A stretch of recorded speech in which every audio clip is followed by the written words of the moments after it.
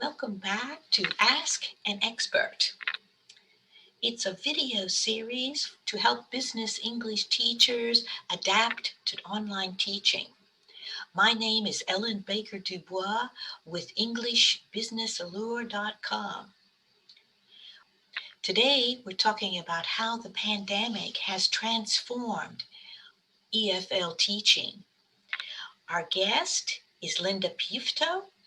She's the Pedagogical Director of English Studies at the Faculté des Métiers outside of Paris, France, where she has over 60 EFL teachers under her tutelage.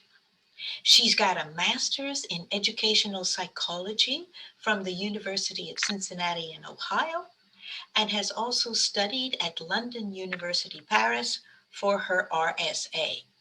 She started teaching EFL in 1991 and in 2002 was named Director Pedagogy. Let's meet Linda. Welcome, Linda. Hi. It's good to see you again. I have to say something right off. Linda and I worked together.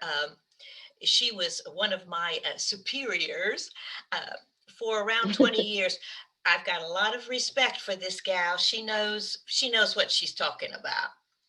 Could you tell us a little bit about the English department at the Faculté des Métiers? Yeah, we have actually two sections in our English department. We work primarily with the adult, so it's adult continuing education, and we work a lot in companies, as well as the other side, which is working with the young students who are preparing what they call a BTS in France. I don't know how that would translate.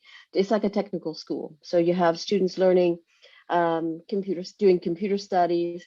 You have them doing tourism, restauration, and all of that is they need English. So we are also working with them for that as well. And we have 444 nursing students with whom we teach English. Yes. For because now with Europe, they need basic English. There are a lot of the patients that come in may not be native speakers, but English is the common language, so it's necessary.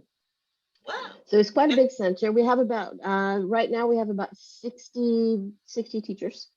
I have a permanent staff of pedagogues, four permanent teachers who are pedagogues. And we have two sites, one in Avery, which is the headquarters, and then we also have a center in Massy. So today, what looks different from 1 year ago?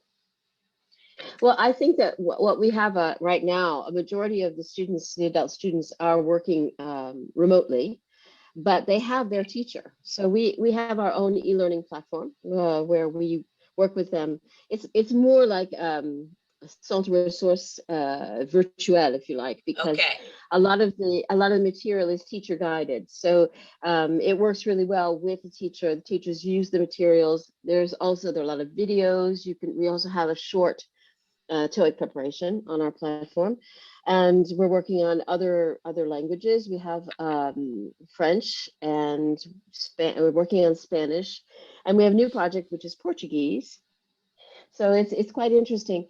But I think that what's happening now with teachers, at least in our center, the students really need the teacher interaction, whether it's remotely through Zoom, as we are doing now, or in face-to-face. And I think that when this pandemic is finished, there's going to be a bigger demand for face-to-face, because we're finding that students are getting really, really tired of talking through a computer. So this platform that you spoke about, that really helped the teachers make the transition to online. They had resources ready, digital resources ready to go. That sounds like they were pretty lucky in that respect. Yeah, well, we've been developing our platform. We have quite a big network of language centers in France, which is brilliant, because there are about, I think, 97 of us in the CEL, Centre d'études de langue network. And between us, we have small teams, and I've been on the team working on the platform. in developing material and course materials. We have quite a bit of material now for nursing, and we are the national pilot for the Safran project. So that would be everything which is aeronautic and informatique as well, computers, Sounds just information great. technology. So Oh, so it we have been sounds so, working on this for a number of years. Yeah. So okay. the teachers basically are continuing to teach one to one, which is quite adaptable. You can adapt that with Zoom. Where it becomes a problem, and we did have some difficulty because we were working with university students in the University of Cincinnati, the University of Avery, Yes. um, and that was by distance when we had the lockdown, and that was very difficult because we had groups of 12 to 15 Okay. students, and I think when you're working with large groups, it's very difficult to do that. Today, you have got a mix of big university classes, multiple levels, I would imagine, Yeah. and then small groups, more homogeneous, as well as one-on-one. Is that a pretty good description of your Absolutely. classes? Our groups are, we try to limit our groups to 12, between 12 and 15 maximum. So, but in company group courses, basically we're looking at a maximum size 5 to 6 people. So it makes a big difference. So you were talking about the big class of 15 or 16 university students. Uh, did did your teachers try breakout rooms in Zoom, or now Microsoft Teams has breakout rooms? Yes, exactly. Absolutely. But I think that the problem was not so much the technology as it was the fact that a lot of the students just disappeared. And it was not always easy to have them on online to know who was there, or they would appear and then disappear. So that was the problem. I think it's going to change how we teach. It's going to change how we think about teaching, especially in companies and with adults. And I think that now all of our courses are pretty much blended in the sense that we work with online tools, we work with our platform, but I think we're also going to be working more sometimes in the classroom and sometimes remotely. And that's going to give a much larger scope for students, especially adults who are working, More to continue their choice. lessons. You. Well, you know what? I think that that's the big benefit of the lockdown, the pandemic, is that suddenly even the what you call the analogical teachers suddenly had no choice. It was either get with the plan or stay home and not Oh teach. man. So that Oh man. it sounds terrible to say it, but I mean it has really helped us go forward. But there's a lot of research going on with teachers because, as I said, the students are now, it's all about them, it's specific. So you might have a student, for example, we've got somebody with Renault Formula One who drives in the rallies. Yes. So the teacher is looking for videos on rallies, specific vocabulary and text on rallies. So everything is geared for the student. It's not the get out the old headway book and turn the pages at all anymore. So that's the big difference. Well, is the teacher is she allowed to supplement this platform with videos she finds, or Yes, for? you have each teacher has their own space where they can actually create their own materials, create their own class materials, and video is one Okay. of the easiest things. And that belongs to the teacher. Not everyone can see it, only she can. Or if she Okay. would like to, she can share it with the community. But so it's quite, it's Okay. quite democratic.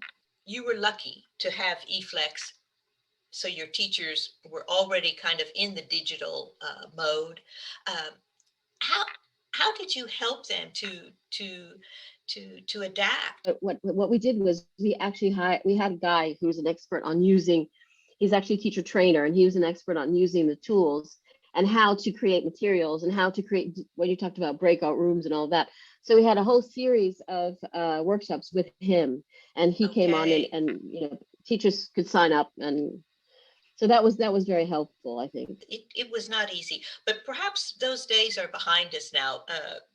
Now we're tired of Zoom I instead of think learning so. I it. mean, I think that's an interesting point because a lot of teachers, when this all started, a lot of the online schools, the ones that only do e-learning or Yes. those virtual classrooms where you go in, you don't know who's there, but you're supposed to listen to the teacher talk. There's no real follow-up or contact with a person. A lot of these schools, like Government said, this is it. It's all ours. We're taking over. Forget about the language centers. They'll never survive. And now what we're seeing is that people are just tired of it. And so I think that's why I think I'm really, really optimistic that face-to-face teaching is not going to die. I think we're going to be doing more and more blended, which is fine, but people want to have a teacher. Yeah, we talked a lot about during this conversation. We talked a lot about our CEL network and why it's so important.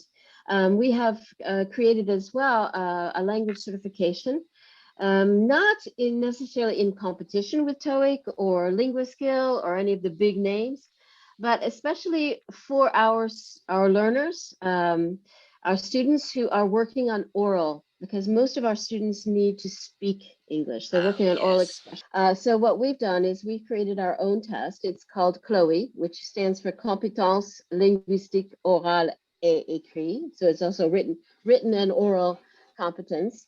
Okay. And the test, in fact, is divided in two parts. So you have about a 30-minute computer adaptive test, which gives you the level.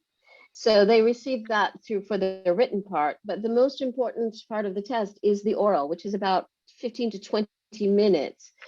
And it's divided in three different parts. So we actually have questions that are specific to the profession of the student.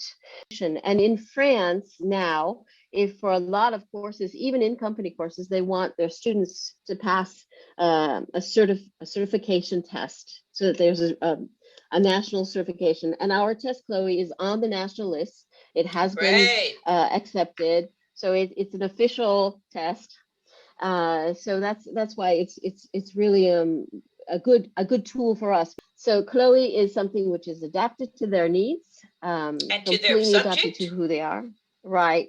And we can do it remotely as well, because it's Okay. an oral interview like what we're doing right now. Okay. And when the person sets up to do his written test, which it's only about 30 minutes, they set it up with the teacher. The teacher is there behind the screen, making sure they're not cheating. Yeah. And then we do the oral. So, and that's the thing that I think is so important. You can't take the human element out.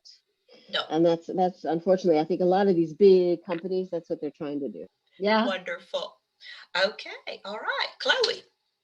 I think eFlex has got a real future, and thank you so much for bringing up about the future of EFL language learning. That the teacher is not dead, that we need them desperately.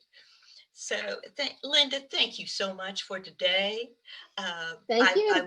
I I wish Okay. you I wish you the best of luck Thank in you. your endeavors. You're so serious and so skilled, and uh, you adapt to new situations, and and your main goal is to help your teachers and Yeah. to deliver a fine product, and you do. Okay, We just Linda. we just want we want to stay alive. We got to stay alive. We got to keep going. That's Oh, it. oh yeah, definitely, and we have to thrive. That's what we're Yes. wanting. So, It's uh, absolutely. thank you, Linda. Thank you, Ellen.